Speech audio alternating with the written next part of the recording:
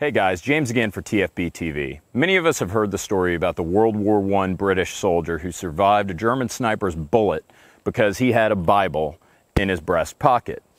Now, a lot of people don't believe that story, and I can see why. And so we're going to put that to the test today. We're going to shoot a bunch of iPhones. We're shooting iPhones. We're not shooting Bibles. We're shooting iPhones. Really, the impetus for today's video is the British guy who had an iPhone 5 in his chest pocket October last year, and he got shot in the chest with a shotgun.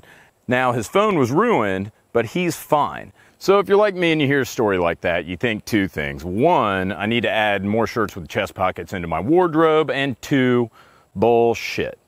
I don't believe it. I don't believe that an iPhone can stop a shotgun blast. Admittedly, I'm an Android guy, but still, I don't believe that an iPhone is going to be able to stop a shotgun. But that's what we're here to test today. And let me tell you how I'm going to do that. First of all, I've got more spaghetti squash than your mom at Thanksgiving. Second, I took one of my super tight t-shirts that you guys, you YouTube commenters love so much, and I shredded it, cut it up in a bunch of slices.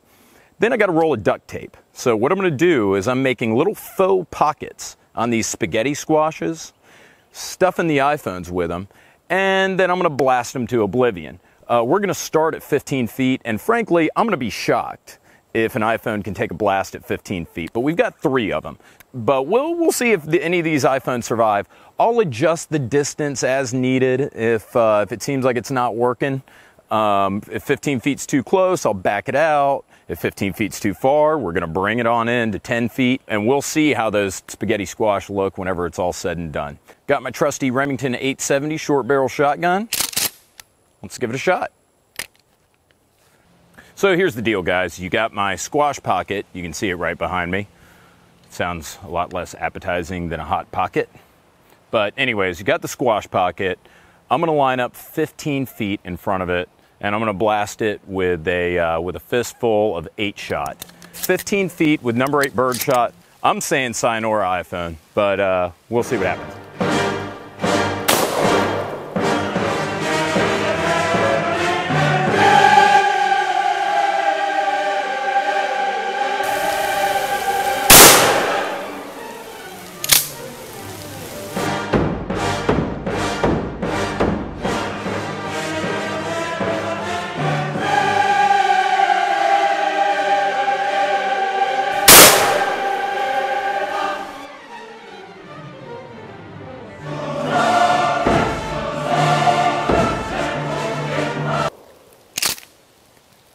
Well, that didn't look very good. Let's have a look at this phone and let's see what happened. I'm somewhat at a loss here. Deal is, those squash got blown into next week. But on the other hand, if you look at these iPhones, check it out. So you can see it looks like the plastic case really bore the brunt of it. There's some penetration, there's some shot embedded in it, there's even some flat shot in it. And then you have this metal plate behind the case, nothing. I mean, there's no, looks like there's 1 or 2 beads there's 1 or 2 beads that penetrated that layer, but that's it. And then you flip it over to the other side with a battery, and look at that, nothing. The screen, I mean, is fucked. But, I mean, you know, that happens when you drop the phone. That's obviously from the shock of the impact. But look at this. Whatever this layer is behind the screen, nothing. Like, just bent a little from the force.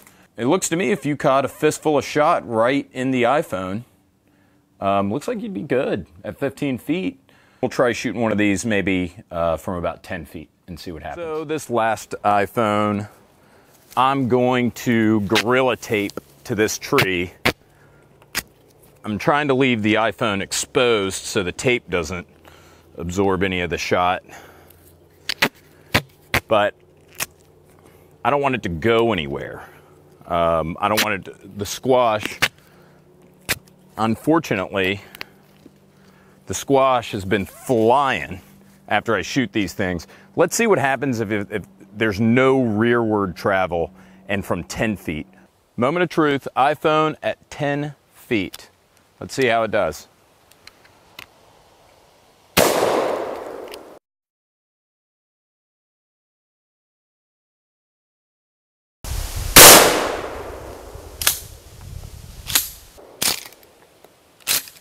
Looks pretty good. Glad it didn't go anywhere. That worked out. Good job, Gorilla Tape. First, I want to say, have a look at that. See the indention from where the iPhone hit? There's some shot next to it,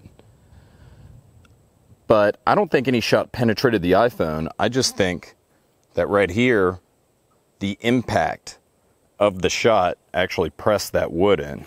Wow, that's amazing. All right, guys, let's see how we did. See how we did with the 10-foot pocket.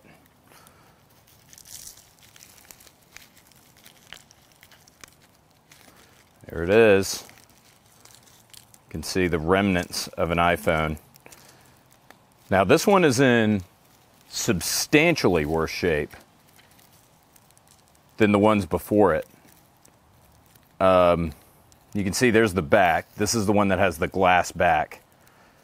And there may have even been a little penetration. Either that or that's just, yep. Looks like we actually did get a little bead that penetrated right there. You guys can see that. Looks like there may have been a bead that penetrated right there. It's completely in pieces. But look at that. I mean, didn't really go through the battery. The battery's blazing hot on this one too. I mean, the battery is like, you can't even touch it. Really, it looks like the iPhones with the plastic backs do a really good job of stopping the shot. And all the phones across the board, the battery really absorbs some big hits. So 10 feet, not bad. I'm going to go ahead and say that that story's totally plausible. Thanks again for watching, guys. Don't forget to subscribe. Thanks to our sponsors, Grizzly Targets, and as usual, Ventura Munitions. Thanks for watching. See you next time.